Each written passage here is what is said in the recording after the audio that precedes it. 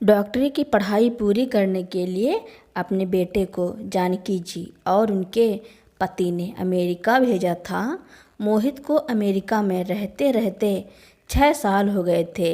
इन 6 सालों में मोहित के पिता की मृत्यु हो गई थी, लेकिन वीज़ा ना मिल पाने की वजह से वह अमेरिका वापस नहीं आ पाया था।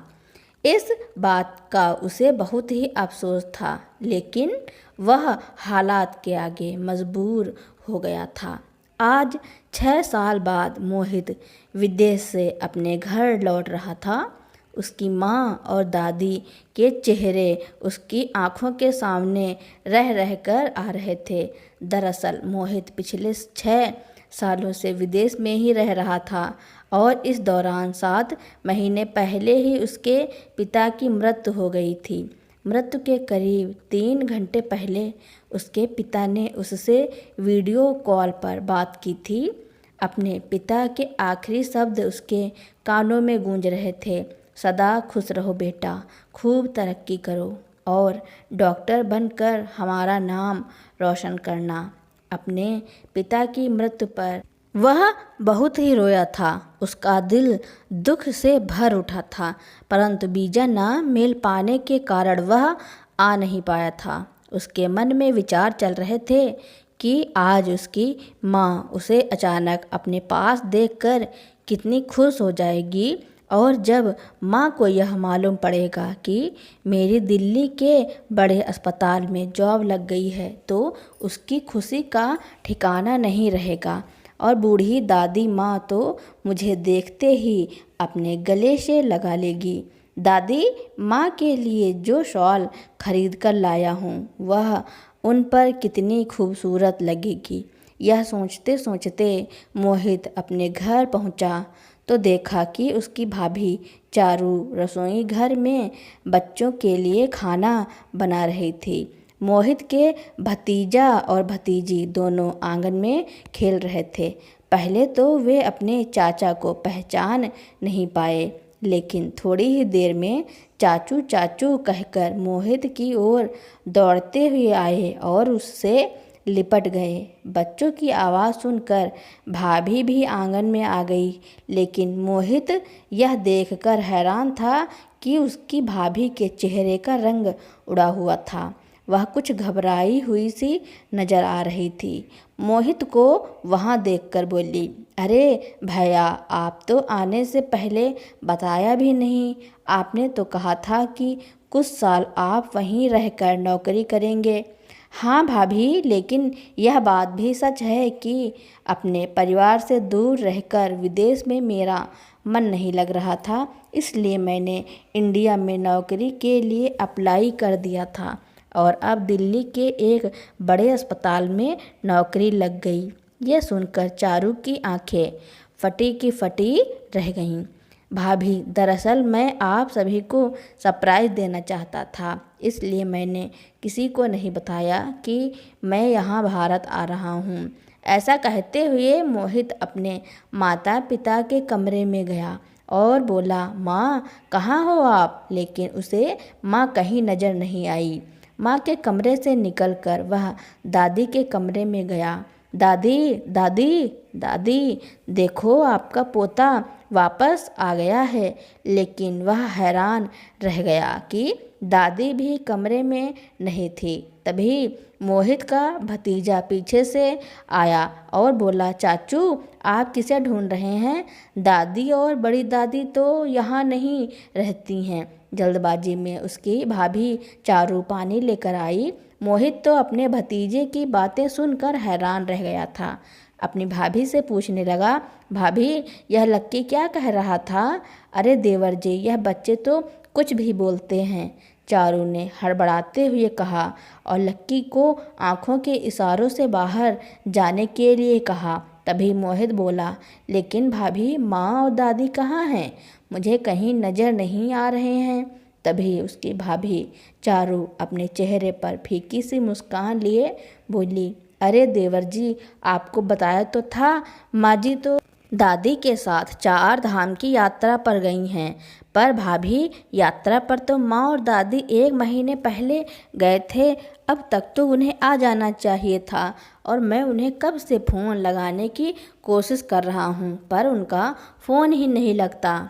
मोहित बोला। अरे देवर जी, चिंता करने की कोई बात नहीं है।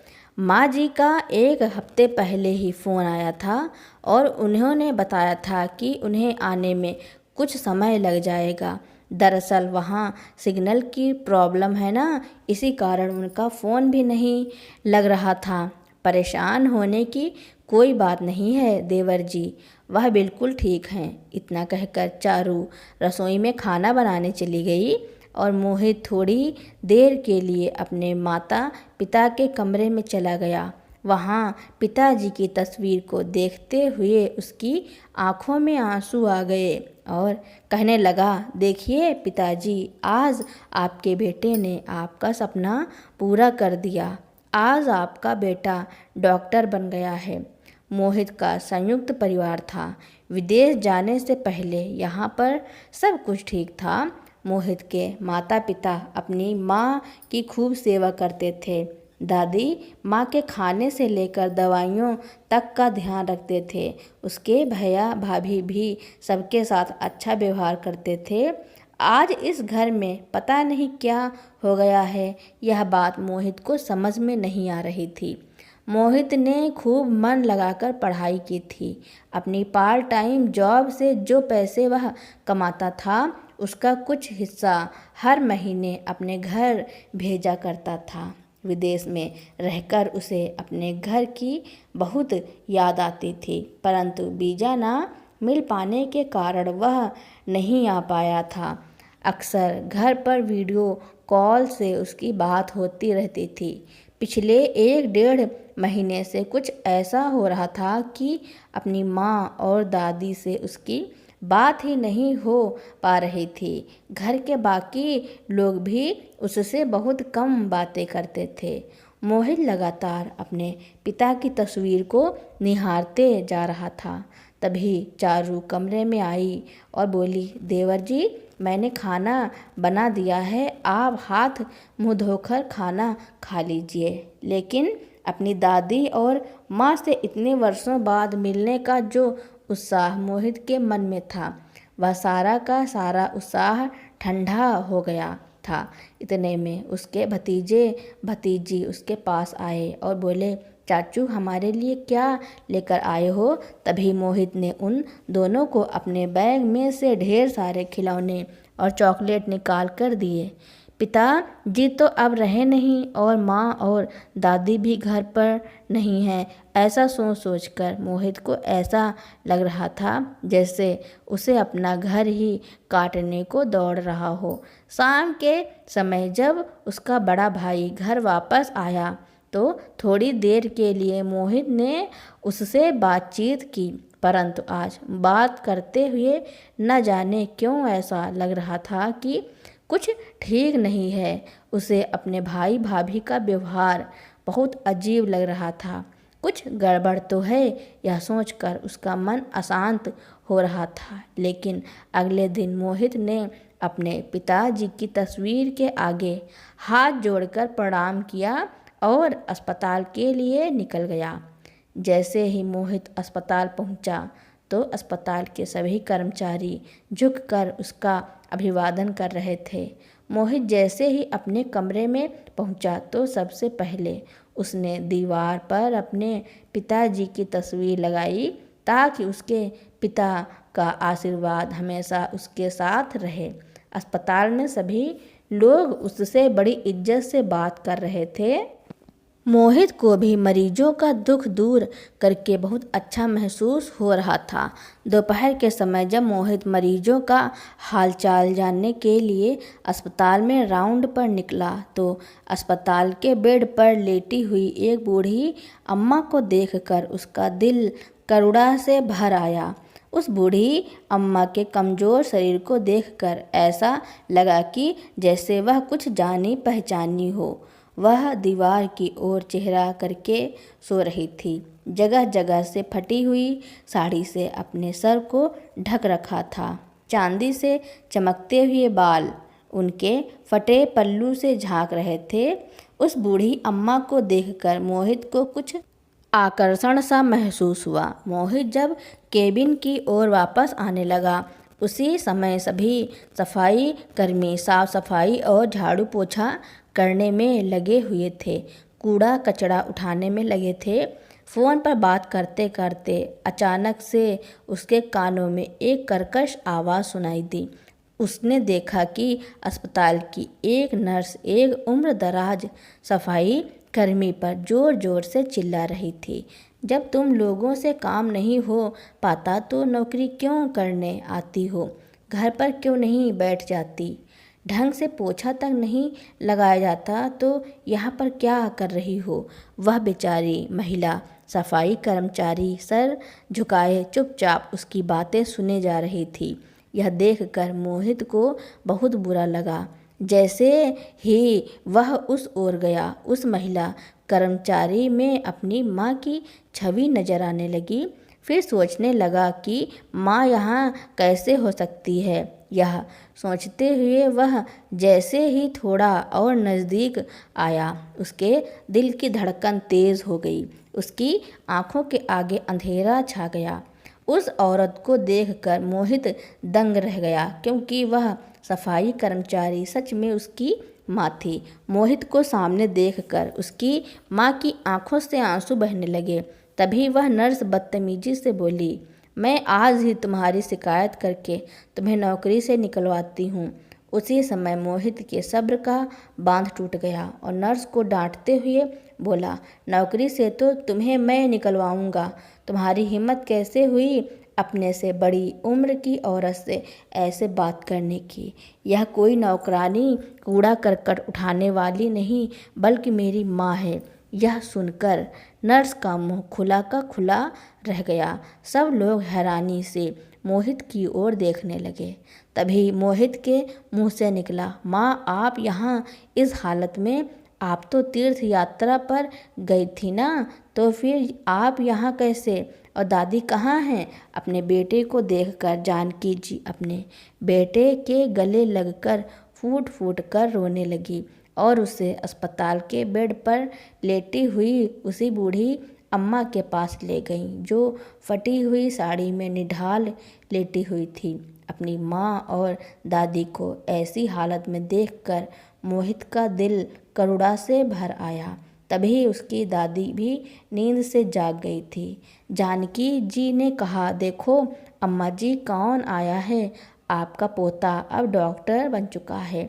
सामने अपने डॉक्टर पोते को देखकर दादी की आंखों में आंसू बहने लगे और बड़े प्यार से अपने पोते के सर पर हाथ रखते हुए उसे खूब आशीर्वाद दिया। लेकिन मोहित के दिमाग में हजारों सवाल आ रहे थे।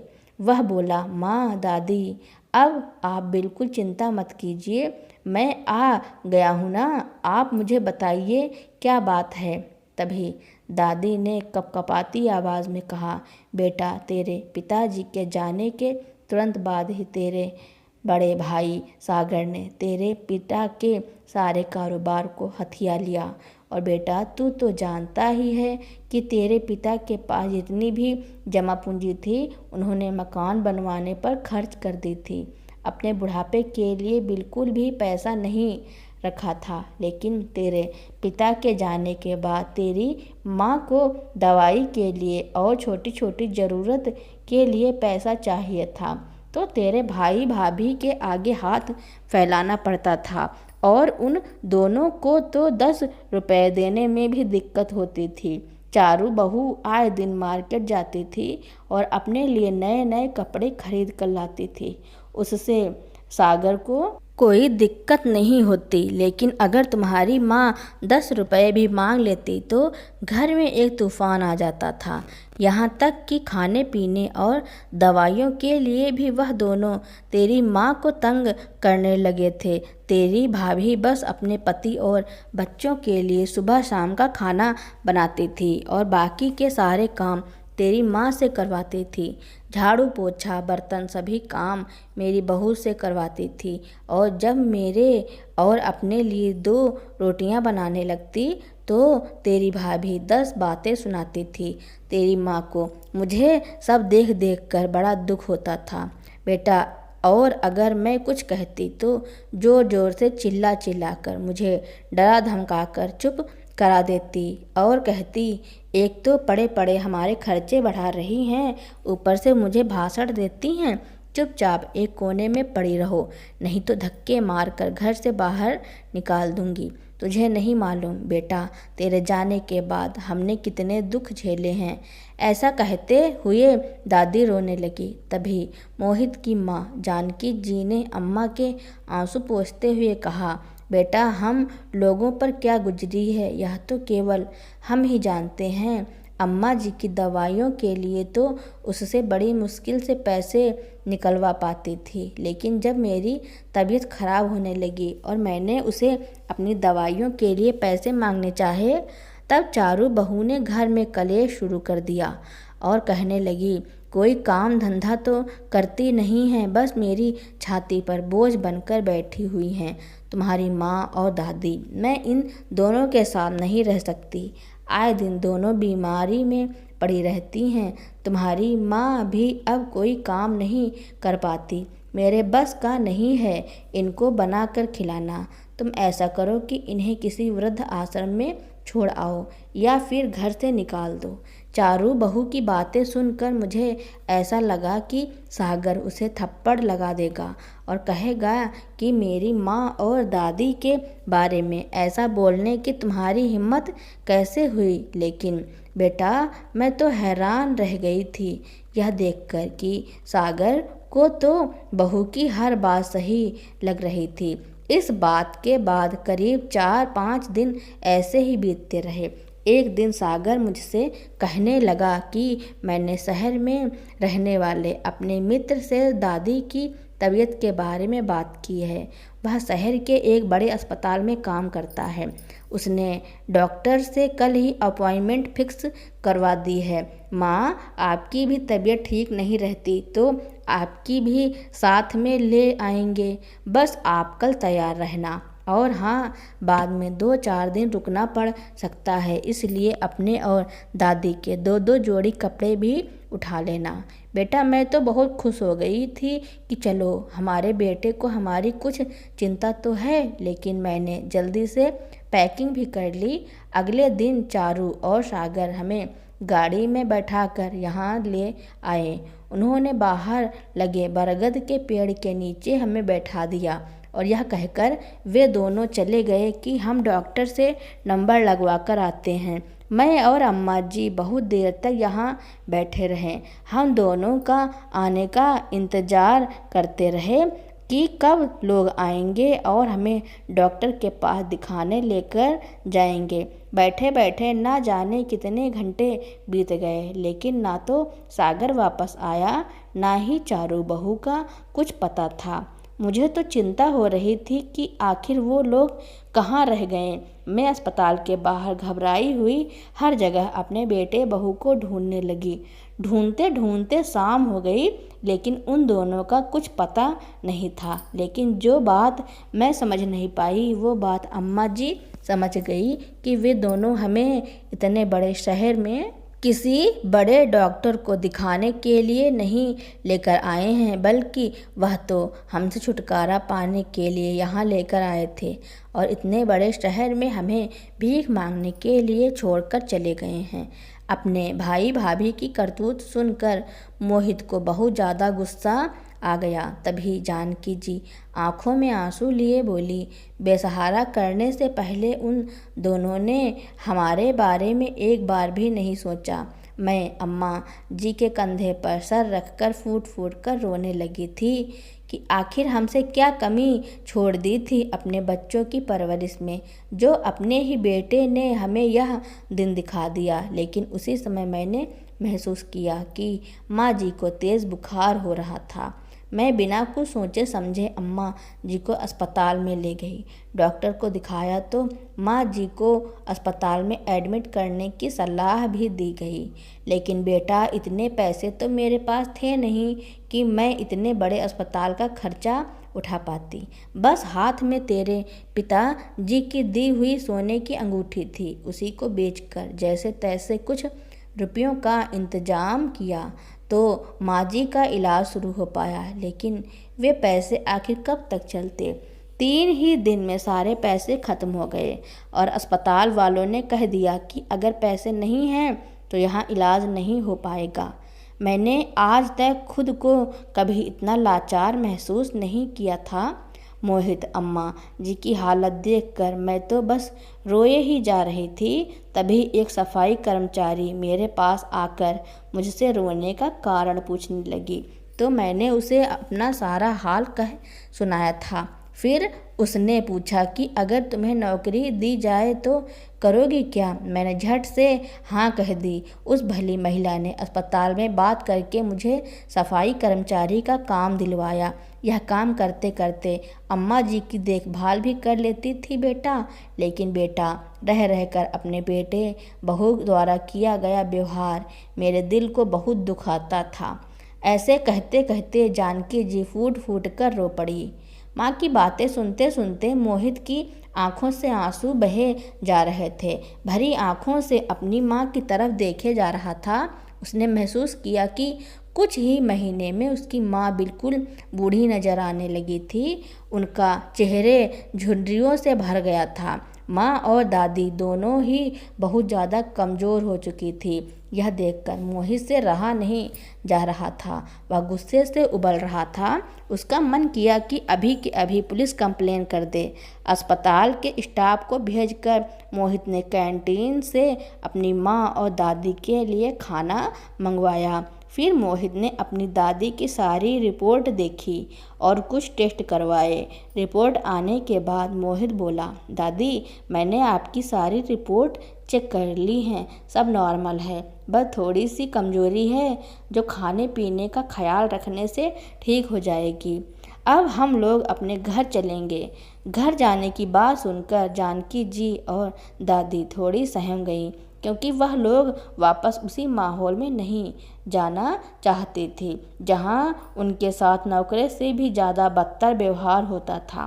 तभी मोहित बोला, माँ, दादी, वह घर आप लोगों का है और उस घर को आपसे कोई नहीं छीन सकता। आप चलिए मेरे साथ। शाम के समय अपनी माँ और दादी को लेकर मोहित के साथ घर पहुंचा, लेकिन अपने भाई भाभी को सबक सिखाने के इरादे से वह अकेले ही घर के अंदर गया। घर में उसकी भाभी चारू के जन्मदिन की पार्टी चल रही थी। चारू और सागर अपने मित्रों के साथ नाच गा रहे थे। मोहित ने घर में पहुंचते ही म्यूजिक बंद करवा दिया। तभी चारू भड़कती हुई बोली, यह क्या बदतमीजी है? मोहित ने कहा, आप लोगों के सवालों का जवाब मैं दूंगा। पहले मुझे यह बताइए कि मेरी दादी और माँ कहाँ हैं? मुझे अभी के अभी उनसे बात करनी है। तब उसका भाई सागर बोला, तुम्हें कितनी बार बताया गया है कि वह दोनों हरिद्वार गए हैं। अच्छा, लेकिन उस दिन तो भाभी ने कहा था कि वह 4 धाम की यात्रा पर गए हैं। यह सुनकर उसका भाई सकपका गया। हड़बड़ाते हुए वह कुछ कहने वाला था। उसी समय मोहित के सब्र का बांध टूट गया। उस पर चिल्लाते हुए बोला, कितना झूठ बोलोगे आप लोग? सच सच क्यों नहीं बताते कि आपने उन दोनों को धोखे से घर से निकाल दिया है? तभी मोहित ने अपनी दादी और माँ को आवाज़ लगाई और घर के अंदर बुलाया। जानकी जी ने घर में आते ही अपने बेटे और बहू के गाल पर जोरदार तमाचा मार दिया। घर में उपस्थित सभी मेहमान यह नज़ारा देख रहे थे। जो लोग अभी तक उनसे हंस हंस कर बातें कर रहे थे और पार्टी का आनंद ले रहे थे, वह लोग अब उन्हें गुस्से की नज़र से देखकर फुसफुसाने लगे। धीरे धीरे करके सभी लोग चले गए। थोड़ी ही देर में वहाँ पुलिस भी हाजिर हो गई। तब मोहित ने कहा, इंस्पेक्टर साहब, यही वह लोग हैं जिन्होंने मेरी माँ और दादी के साथ जानवरों से भी ज़्यादा सब गलत सलूक किया है। उन्हें उनके ही घर से निकाल दिया और दर दर की ठोकरें खाने के लिए छोड़ दिया। जिस दुकान पर मेरे भाई ने कब्जा कर लिया है, वह दुकान भी मेरी दादी के नाम पर है। जैसे ही चारू और सागर ने पुलिस को देखा, उन्हें दिन में तारे नजर आने लगे। वे दोनों तुरंत अपनी दादी के पैर में गिर गए और बोले, हमें माफ़ कर दीजिए, हमसे बहुत बड़ी गलती हो गई। तभी जानकी जी ने कहा, जो गलती तुम लोगों ने की है उसके लिए मैं तो क्या, भगवान भी तुम्हें कभी माफ़ नहीं करेंगे। तभी पुलिस कांस्टेबल बोला, अब चलिए बाकी की बातें थाने में चलकर करेंगे। पुलिस की बातें सुनकर चारू अंदर तक कांप गई और रुआसी आवाज़ में बोली, माँ जी हमारे साथ ऐसा मत कीजिए। पर जानकी जी पत्थर की मूर्ति की तरह खड़ी रहीं। लेकिन जैसे ही पुलिस उन्हें घसीट कर बाहर लेकर गई तभी जानकी जी ने उन्हें रोक दिया और कहा, मैं अपनी शिकायत वापस लेती हूँ। यह सुनकर चारू और सागर खुश हो गए। फिर जानकी ने कहा, लेकिन इसका मतलब यह नहीं कि हमने तुम्हें माफ़ कर दिया। माफ़ी तो तुम्हें ज़िंदगी भर नहीं मिलेगी। अपनी कंप्लेन मैं केवल अपने पोता पोती की वजह से वापस ले रही हूँ, क्योंकि जब बच्चे बड़े हो जाते हैं तब शायद उन्हें अपने माँ बाप घर में पड़े पुराने और फालतू सामान लगने लगते हैं, लेकिन बचपन में तो माँ बाप भगवान समान लगते हैं। जानकी की बातें सुनकर चारू और सागर की नज़रें शर्म से झुक गईं। शायद वह शर्मिंदगी महसूस कर रहे थे। फिर जानकी ने कहा, अब अपना सामान उठाओ और दूर हो जाओ हमारी नज़रों से। मैं तुम्हारा चेहरा नहीं देखना चाहती। आज से मेरा केवल एक ही बेटा है और वह है मोहित, सिर्फ मोहित। अपनी माँ के मुँह से यह बात सुनकर सागर की हैरानी का ठिकाना न रहा। सागर और चारू जानकी जी के आगे गिड़गिड़ाने लगे, लेकिन अब इस बात के लिए बहुत देर हो चुकी थी। सागर को अपने बच्चों और बीवी को लेकर एक किराए के घर में रहना पड़ रहा था, क्योंकि इसके अलावा उनके पास कोई चारा भी नहीं था। अब मोहित, जानकी जी और उनकी दादी तीनों उस घर में रह रहे थे। कुछ समय बाद जानकी जी ने अपने बेटे मोहित की अपनी जान पहचान की एक लड़की से शादी करवा दी। जब उनकी छोटी बहू घर में बहू बनकर आई थी, वह चारू से बिल्कुल अलग थी। चारू घमंडी मतलबी लड़की थी, जबकि छोटी बहू एकदम सरल नरम दिल इंसान थी। तो दोस्तों, मोहित ने अपनी माँ और दादी को उनका सम्मान दिलाने के लिए जो किया उसके बारे में आपका क्या कहना है, और यह कहानी आपको कैसी लगी कमेंट में ज़रूर लिखना। मेरी कहानी सुनने के लिए आपका बहुत बहुत धन्यवाद। ऐसी ही कहानियाँ सुनने के लिए मेरे चैनल को लाइक, कमेंट, शेयर, सब्सक्राइब एवं बेल आइकन का बटन दबाना ना भूलना, ताकि मेरी नई नई कहानियाँ आप तक पहले ही पहुँचती रहें।